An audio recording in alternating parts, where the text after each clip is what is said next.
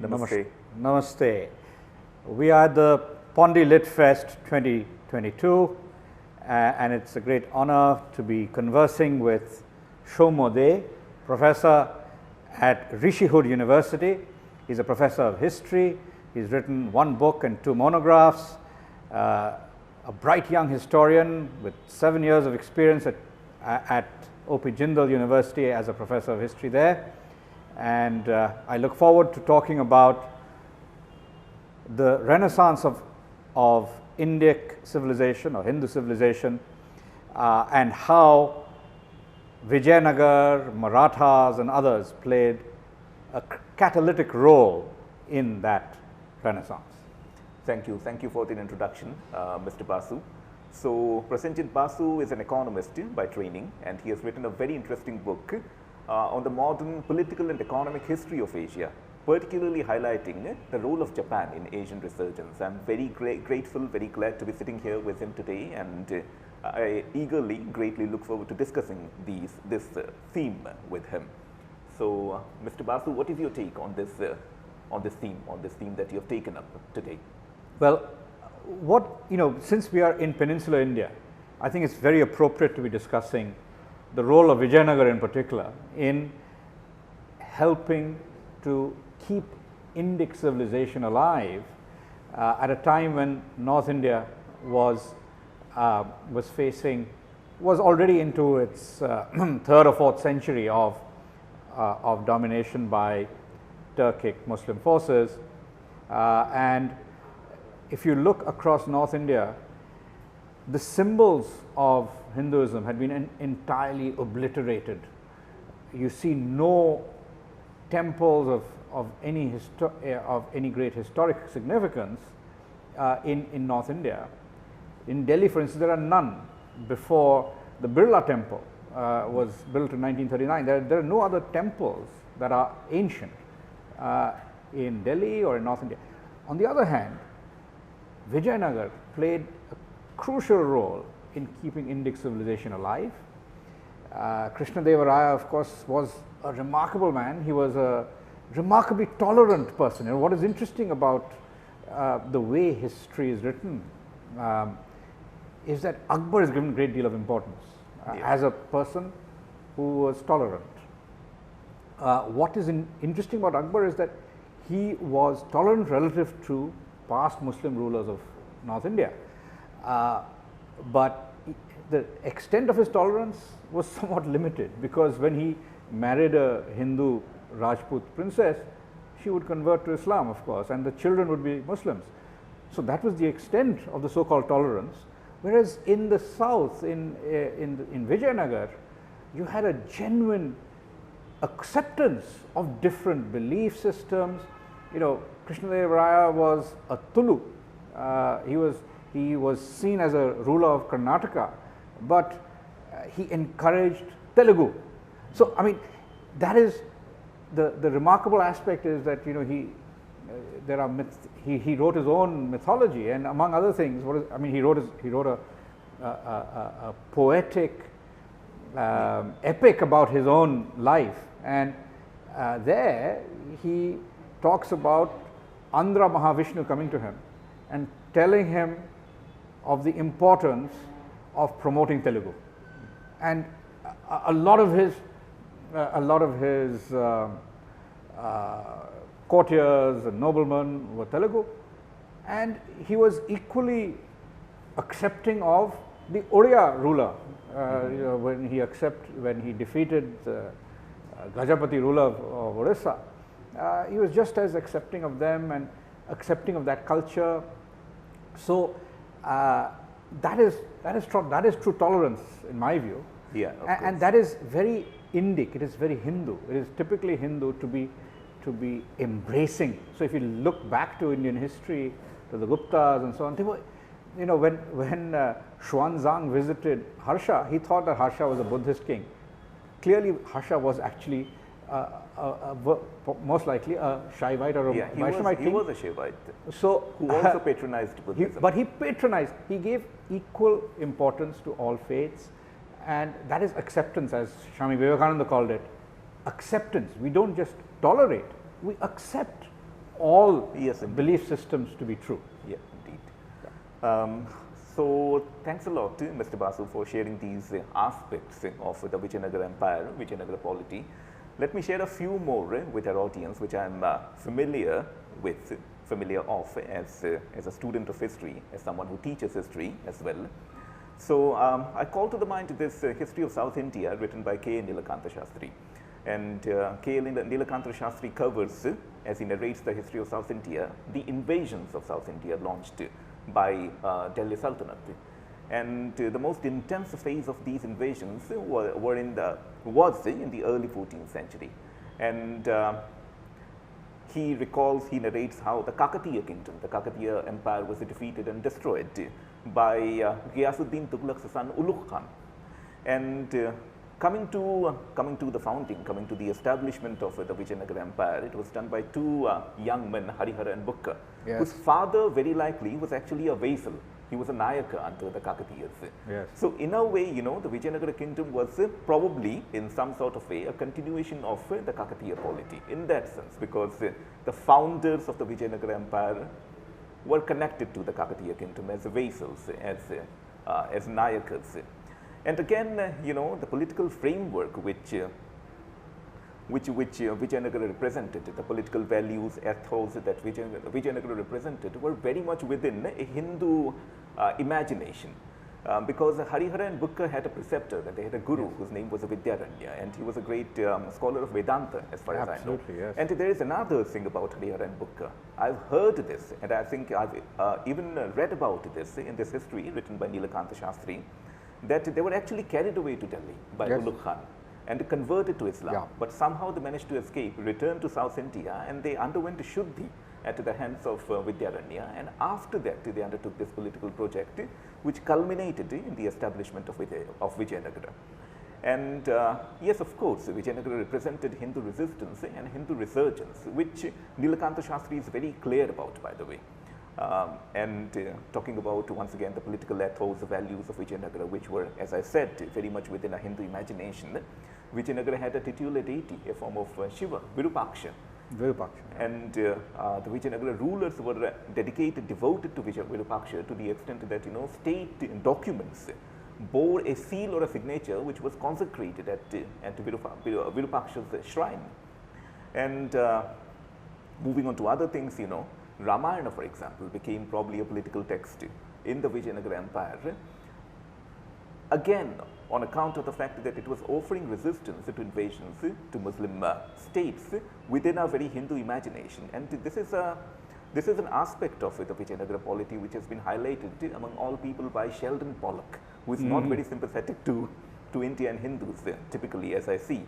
But he has written an entire paper on Ramayana and the political imagination in the Vijayanagar Empire. And his argument is that Ramayana was politicized in the Vijayanagar Empire because it served an instrumentality, a certain instrumentality which helped the Vijayanagar rulers, allowed the Vijayanagar rulers to imagine their adversaries as these asuras, asuric forces. Yes. So the Vijayanagar rulers built this Rama temple, which was called the Hazara Rama temple, I think, if I remember correctly, and it was a sort of a state shrine. So yes, I completely agree with you, Mr. Basu, that the Vijayanagar represented a Hindu imagination and was a form of Hindu resistance Very much in so. this part of India. So yeah, when you talk about Harihara and Bukka, they converted to Islam. They were supposedly converted to Islam after the Kakatiya defeat. But it was not a genuine conversion. They did it to survive, and they managed to escape, come back and establish their a new kingdom called Vijayanagar. And by the end, from the Krishna River all the way down to the tip of the peninsula, Vijayanagar was dominant. And I think the interesting aspects of Vijayanagar, apart from the fact that it was a quintessentially Hindu polity, I mean, after all, a lot of the areas that they ruled were, they had a lot of focus on Kishkinda, from the Ramayana. In fact, absolutely, the story of Hanuman and Bali and Sugriv and so on was all very central to the mythology of the Vijayanagar Empire. But also interestingly, they were a great trading power. And what is, there's a story about Hindu civilization that going out of India was somehow considered to be a loss of caste, etc., polluting, which may have been true in some parts of North India for different reasons. But certainly in the south, in peninsular India, trading was a big aspect of what they did. And so Vijayanagar had a great navy that enabled that trade to occur and kept India prosperous.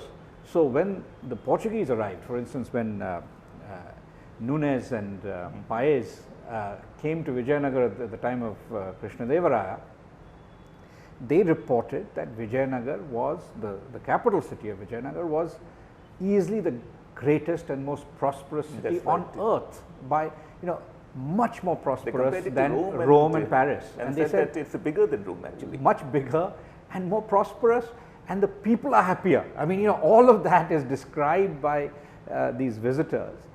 But what is also interesting is that the Portuguese had a brief period of rule by the Moors, as they call them. And so the Portuguese had a natural affinity towards the Hindu kings, not so much the Samutri Raja. Of course, they had contestation in the Kerala coast, but they were particularly solicitous of Vijayanagar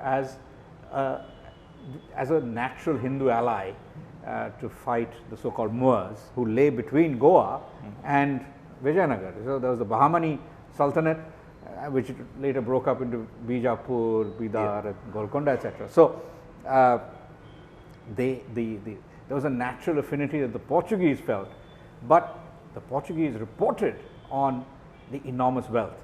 Now, I think it's important to understand how. To me, I find it fascinating that if you look at the histories of other civilizations that fell to Muslim rule, Persia, our neighboring civilization, the Farsi civilization, Zoroastrian civilization, was obliterated by Muslim conquest. The Egyptians were obliterated. What was Mesopotamia completely ceased to exist. And interestingly, even when the Mongols first defeated the Muslims, the Mongols were Buddhist or shamanistic, but were eventually converted. I mean, even the kings were converted to Islam, both in Russia, what is now Russia, as well as in Iraq and Iran. They were all converted to Islam. Whereas in India, this Indic or Hindu civilization survived, and I think we owe a huge debt to Vijayanagar. And then thereafter, after the defeat at Talikota, there was the emergence of the Marathas. Interestingly, the Marathas, the Shivaji's father was a general in the Bijapur army. Yeah, that's right. And he had 2 Jagirs. He was given 2 Jagirs, one Pune and one Bangalore. I mean, if you think about today's India, these are the 2 fonts of entrepreneurial India, Bangalore and Pune. Bangalore and Pune were the Jagirs of Shahaji, the father of Shivaji Maharaj. And of course, he was still a feudatory, but he became, his successors, Vyankoji, became independent and ruled initially Bangalore and also Thanjavur all the way to Tamil Nadu. And they continued to rule until 1947, the successors of the Marathas. Now, they maintained, they were a quintessentially Hindu civilization. If you look, even Jawaharlal Nehru in Discovery of India says that it was a Hindu Swaraj, it was a Hindu nationalist revolt against the Mughal Empire that Shivaji led. And to my mind, what is interesting, and here we come to modern India, even during British rule, the British never entirely defeated the Marathas. And thankfully, as a result, in Gwalior, in the Indore, in the Malwa region, in Baroda, and across Gujarat, but all of these, you know, the Gaikwads, the Holkars and the Scindias maintained their independence to a great extent. They were treaty allies of the British, and Hindu civilization flourished in those realms and in other Hindu realms, including the Rajputs. The Rajputs, of course, were used to making alliances. They made with the Mughals and quickly made with the British, and they made with the British partly to keep the Marathas out.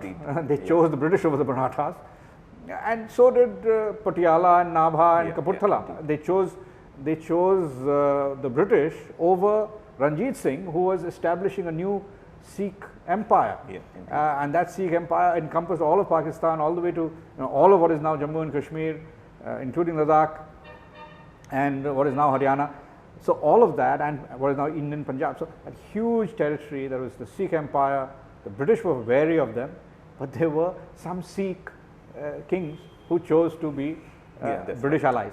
So the British got lucky in that sense. But we are lucky, to my mind, we are lucky that these three great empires existed. The first Vijayanagar, after its defeat, within less than a century, the Marathas emerged, and Marathas completely dominated India for a century before the British arrived. This aspect is completely obliterated from modern histories of India. The fact that the Marathas dominated, and what is also, to my mind, interesting about the Marathas is that you know, a French chronicler says that in the Maratha realms, which is most of India, 2/3 of India, the ruler is poor. The ruler isn't very rich, but the people are prosperous because they encourage commerce. I think this is partly because they had a dharmic conception of taxation. They taxed they had 1/6 of tax. You're not supposed to take. So our current government is not very dharmic. We don't, 41% income tax is not dharmic. 17% is closer to dharmic. You know, the new corporate tax on industry. So Marathas were like that, you know. But so and they also said, this French chronicler said that the British realms, the British are rich, the people are poor. I see. So I think that is again obliterated. But you know, so indeed. So Mr. Basu, there are certain other aspects of the Vijayanagar polity, Vijayanagar empire, that I'd like to touch upon again as a student of history. So to continue dilating upon the Hindu aspects of Vijayanagar polity, I call to the mind this very interesting monograph by Burtonstein. And Burtonstein has actually worked on the Chola Empire, the Chola polity and the Vijayanagar Empire, and he has theorized these as ritual segmentary states, interestingly, not as centralized bureaucratic administrations, but as ritual segmentary states. For instance, regarding the Chola polity, he says that in the Chola realm, the Chola king, the great Chola, exercised his suppressive authority only in the capital city or in the vicinity of the capital city, that is Tanjavur. The rest of the realm was actually, he doesn't use this phrase, but I am paraphrasing him here. The rest of the polity was integrated through a ritual and religious imagination. The polity was divided into these ethnic territories called nadus, each ruled by a dominant chief or ruling lineage, and the dominant chief of the nadu, the ruling lineage of the nadu imitated the role of the Chola emperor as the supreme patron of cows and Brahmins. Similar, very likely, as he puts it, was the case in the Vijayanagar Empire. And an interesting part of the Vijayanagar Empire, interesting aspect again of the Vijayanagar Empire, was that the Vijayadashami festival every year was of supreme significance there. And it was an occasion on which the king, the Vijayanagar ruler, ritually integrated the realm. It was performed, I mean, the ceremony was conducted on a magnificent scale. All the Nayakas were in attendance, and various sports, various kinds of athletic competitions were conducted on the occasion. The king gave away a lot of wealth, demonstrated a lot of wealth, and thus, you know, in a sort of way, in a ritual framework, he broadcast his authority across the realm. So this is another aspect of the Vijayanagar Empire which has to be taken note of. And this has been studied by a historian, by an anthropologist again, Nicholas Dirks, as I remember, at this moment. And moving on to, you know, how Hindu society survived all the vicissitudes, all the invasions. Well, the thing about Hindu society is that it is not a state-dependent society, as you pointed out.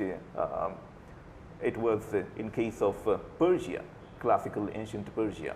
It is not a society engineered or in that sense, organized by the state. It is to a great extent a self-governing society. It is this, characteristic, this aspect of a civil society to itself. If I recall correctly, Habermas, he says that it is an autonomous realm between the population and the state. So similarly, Hindu society has this element of autonomy to itself in relation to the state. It is self-governing because it is organized in the form of jatis, and jatis govern themselves through their inherited culture, values, mores, etc. So even if the state ceases to be, the society still survives. It is not dependent on the state in that sense. The state only upholds its values, mores, and provides some sort of ritual religious patronage. So this society can survive the destruction of the state that encases it, so to speak, very well. And moving on to these other instances of resistance that you touched upon. Well, the thing about them is that, all these instances of resistance, be they the Marathas, the Jats, the Sikhs, etc., were expressed in a cultural framework. We find them being expressed in a cultural framework, and this is something that has been pointed out by Shekhar Bandyopadhyay in his History of Modern India, Place to Partition, if I remember correctly. So talking of the Sikhs, I would say that the Sikh resistance was actually a continuation of the Jat resistance, which emerged in North India in 1669. There was a massive Jat uprising in Mathura and its vicinity in 1669. It was led by a local Jat zamindar called Gokul Jat. It was defeated, of course, at Talpi. There was a massive showdown between Aurangzeb and the Jats at Talpi. Now, one ought to remember about the Sikh resistance is that it was led primarily by the Jats. The Khalsa Panth, which was founded just 30 years later by Guru Gobind Singh Ji in 1699, was dominated by the Jats. So Sikh resistance or Khalsa resistance in this sense was a continuation of the resistance which emerged in 1669. Again, same with the Maratha resistance. It was led, dominated by the Kunbis, the peasantry, the higher peasantry, the upper peasantry of a Maratha society. And again, it was expressed, as we see in a religious cultural framework. But actually, if you think about Krishna Devaraya, the Tuluva dynasty, he was also considered to be a low caste. I mean, he was a Shudra, and most likely his mother was a dancing girl. And so, and even the founder was of, I mean, of course, Hariharan Bukka, but the actual dynasty, there were 3 dynasties in Vijayanagar. The last one, the one that Krishna Devaraya belonged to, was also non-Kshatriya dynasty. And so the main problem between him and the Gajapati ruler of Odisha was that the Gajapati ruler considered himself to be a Kshatriya, and he considered this man an interloper. So there was that aspect too.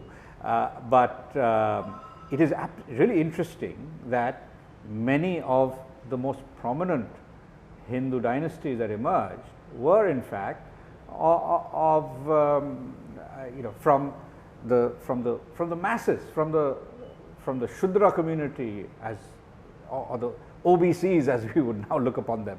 And similarly with the Scindias, they were Shindes, and either Dalit or OBC was their origin.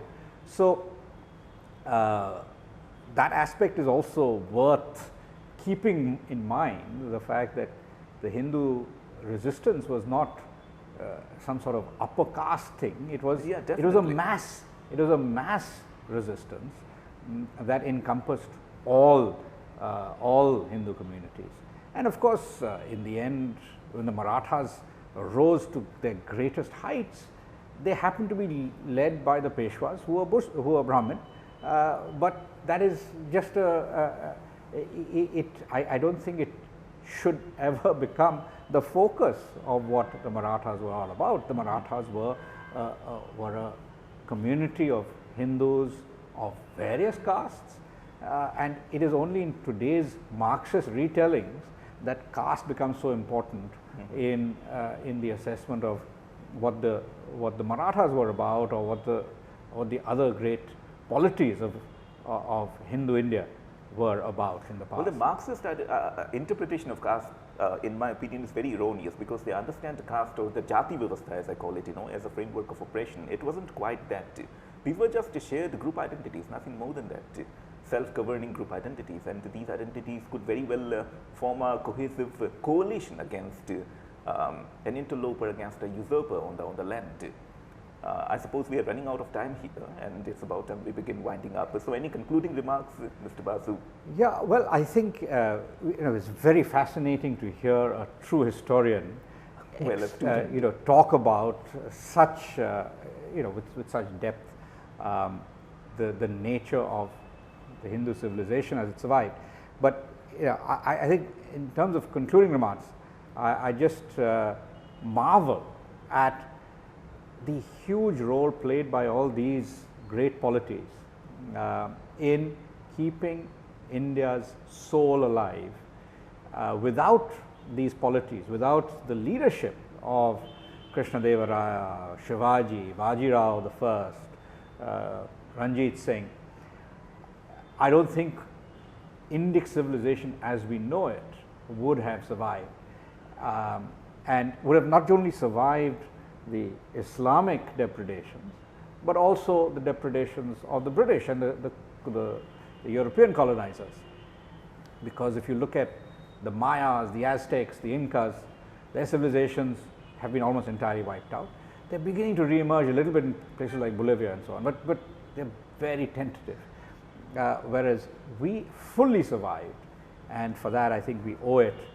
We owe a huge debt of gratitude to these great qualities. Thank you, Mr. Basu, for this great conversation.